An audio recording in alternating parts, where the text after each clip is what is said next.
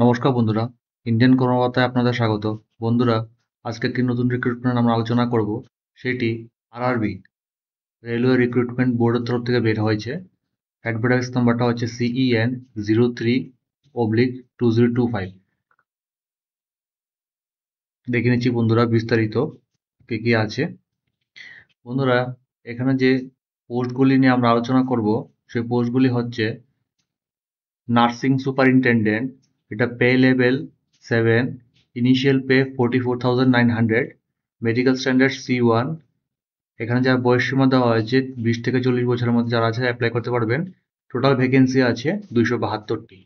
তারপরে আছে dialysis technician, pay level 6, initial pay 35,400, medical standard B1, বয়সসীমা 20 থেকে 33, 4টি পোস্ট আছে।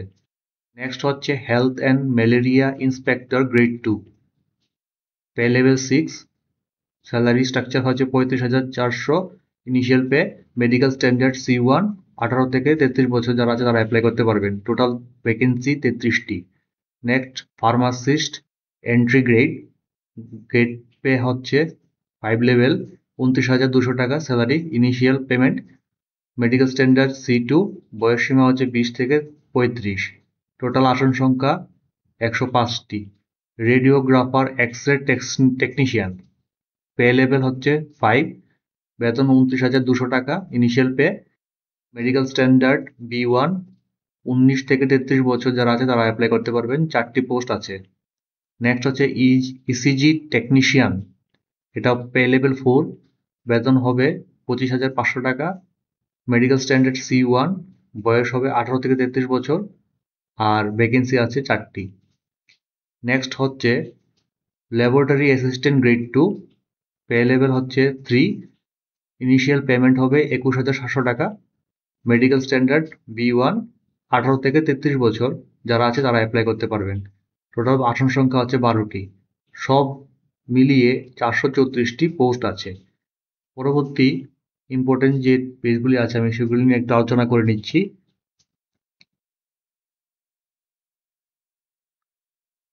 হ্যাঁ, আপনাদের যদি কোনো কোয়েরি থাকে তাহলে অবশ্যই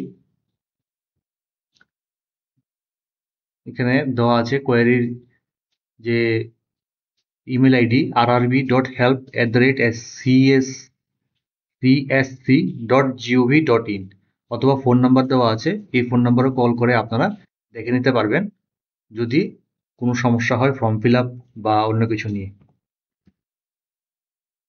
বন্ধুরা, এখানে যে এজ রিল্যাক্সেশন দেওয়া হচ্ছে সেটা হচ্ছে SC/ST-দের জন্য 5 ইয়ার্স, ওবিসি নন ক্রিমিলিয়ার্স যারা আছে তাদের জন্য 3 ইয়ার্স, বা এক্স সার্ভিসম্যান, বিভিন্ন ক্যাটাগরি আছে এখানে, আপনারা একটু দেখে নেবেন। 3 থেকে 6-8 বছর তারা রিল্যাক্সেশন পাবেন। যারা পিডাব্লিউডি, পার্সনস উইথ ডিসেবিলিটি, তাদেরও কিছু ক্রাইটেরিয়া আছে এজ লিমিটে, আপনারা ভিডিওটা পজ করে একটু দেখে নেবেন। বা যারা রেলওয়েতে অলরেডি চাকরি করছেন গ্রুপ সি গ্রুপ ডি পোস্টে, তাদের জন্য কিছু রিল্যাক্সেশন আছে এখানে দেওয়া আছে। যারা রেলওয়ে ক্যান্টিনে চাকরি করছেন বা কোঅপারেটিভ সোসাইটিতে আছেন তাদের জন্য কিছু রিল্যাক্সেশন আছে এখানে। যারা ফিমেল ক্যান্ডিডেট অথবা উইডো ডাইভোর্সড তারাও কিছু রিল্যাক্সেশন পাবেন, সেটা আপনারা এখান থেকে দেখে নেবেন। ভিডিওটা পজ করে দেখে নিচ্ছি পরবর্তী টপিকটা।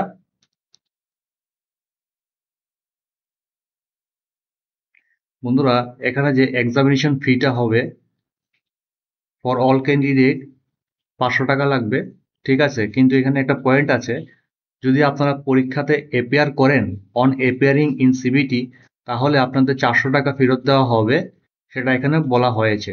শ্যাল বি রিফান্ডেড ডালি deducting bank charges as applicable, ঠিক আছে। শুধু ইউআর ক্যান্ডিডেটদের জন্য এটা।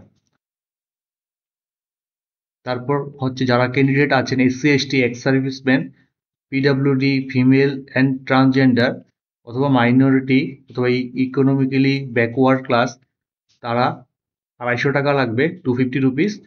কিন্তু তাদেরও যদি পরীক্ষাতে অ্যাপিয়ারিং হয় তাহলে 250 রুপিস রিফান্ডেড দেওয়া হবে, এখানে বলা হয়েছে স্পষ্ট, ঠিক আছে। পরবর্তী পোস্ট আমরা দেখে নিচ্ছি কি ইম্পর্টেন্ট। হ্যাঁ, আপনাদের পরীক্ষাটা যেটা হবে সেখানে পার্সোনাল এবিলিটি টেস্ট হবে, 70 নাম্বার কোশ্চেন থাকবে, 70 মার্কস ইচ। জেনারেল অ্যাওয়ারনেস থাকবে 10 নম্বর, মার্কস থাকবে 10 নম্বর। General arithmetic, general intelligence and reasoning 10 করে থাকবে। জেনারেল সায়েন্স থাকবে 10 নম্বর এবং মার্কস থাকবে 10 নম্বর। টোটাল এখানে আপনারা দেখে নেবেন 100 নম্বরের কোশ্চেন, 100 মার্কস থাকবে। এখানে নেগেটিভ মার্ক থাকবে, বলা হয়েছে পার কোশ্চেন নেগেটিভ আনসার হলে আপনাদের ইচ আনসার থেকে 1/3 মার্ক ডিডাক্ট করা হবে। এখানে মিনিমাম যে কোয়ালিফাইং মার্কসটা হবে, ইউআর অথবা ইডাব্লিউএস যারা আছে তাদের জন্য 40% পেতেই লাগবে মিনিমাম কোয়ালিফাইং মার্কস। ওবিসি এবং এসসি ক্যান্ডিডেট 30% লাগবে, আর ST candidate minimum qualifying marks 25%। ঠিক আছে বন্ধুরা, নেক্সট দেখে নিচ্ছি ইম্পর্টেন্ট কি আছে। আর বন্ধুরা, যারা শর্টলিস্ট ক্যান্ডিডেট হবে তাদের ডকুমেন্ট ভেরিফিকেশন করা হবে। ডকুমেন্ট ভেরিফিকেশনের সময় আপনাদের 2 copy, 2 set of self attested copy document আপনাদের সাথে করে নিয়ে যেতে লাগবে অরিজিনাল সহকারে। এবং আপনারা যে অরিজিনাল স্ক্যান কপিটা জমা দেবেন, এই যে এখানে দেওয়া আছে যেটা ওয়েবসাইটটা, এই ওয়েবসাইটটাতে আপনারা গিয়ে জমা করতে পারবেন। এটা আপনার যখন শর্টলিস্ট হয়ে যাবেন, আমি সবগুলি লিঙ্ক ডেসক্রিপশন দিয়ে রাখবো, ওখান থেকে গিয়ে একবার দেখে নেবেন। দেখে নিচ্ছি পরবর্তী।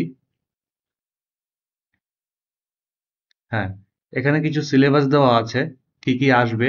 বন্ধুরা, আমি এত বিস্তৃত যাচ্ছি না, আপনারা একটু কাইন্ডলি ভিডিওটা পজ করে দেখে নেবেন সিলেবাসটা কি কি আছে। ঠিক আছে, সবগুলি কমন সিলেবাস,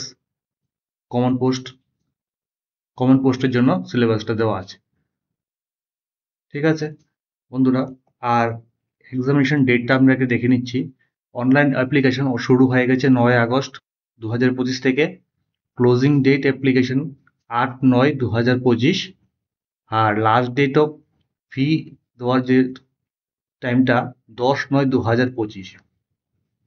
বাকি যদি আপনার কোনো কারেকশন থাকে, মডিফিকেশন করতে লাগে, সেটা হচ্ছে 11/9/25 থেকে 20/9/25-এর মধ্যে করতে লাগবে, কিন্তু লাস্ট ডেট 10/9/25, এটা মাথায় রাখবেন। ঠিক আছে, তো বন্ধুরা আজকে এতটুকু পর্যন্তই। আমার দেওয়া ভিডিও যদি ভালো লাগে তো লাইক সাবস্ক্রাইব করে রাখবেন। ধন্যবাদ।